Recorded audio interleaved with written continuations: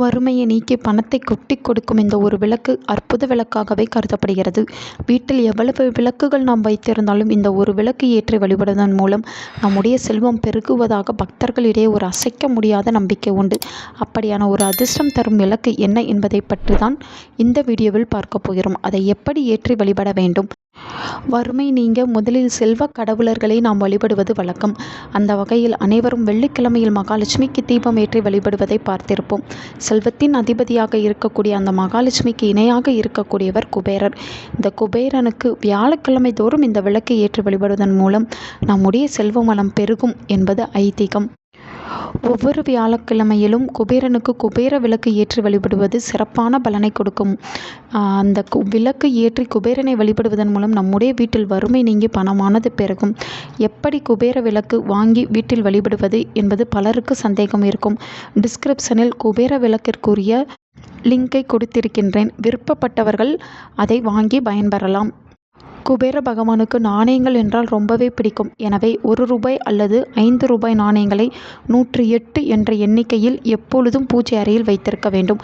இந்த நாணயங்களை வைத்து குபேர பகவானுக்கு ஒவ்வொரு வியாழக்கிழமை அன்றும் அர்ச்சனை செய்ய வேண்டும். இதற்கு முன்பாக நீங்கள் குபேர விளக்கில் நெய் அல்லது நல்லெண்ணெய் ஊற்றி தீபம் ஏற்றி வைத்துக் கொள்ளுங்கள்.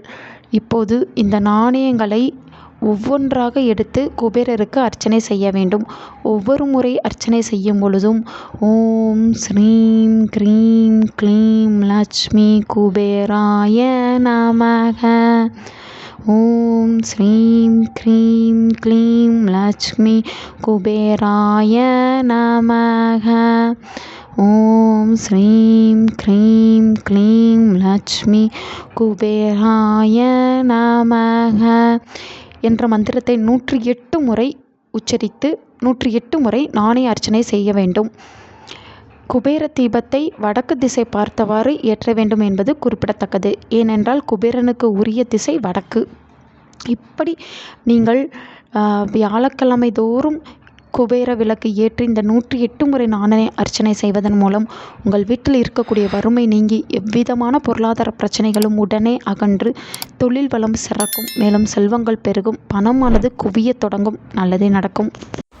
உங்கள் நண்பர்களுக்கும் உங்கள் உறவினர்களுக்கும் இந்த வீடியோவை ஷேர் பண்ணுங்க. அவங்களும் இதை பற்றி தெரிஞ்சுக்கிடட்டும். ஆன்மீகம் டிவி தமிழ் சேனலை சப்ஸ்கிரைப் பண்ணுங்க.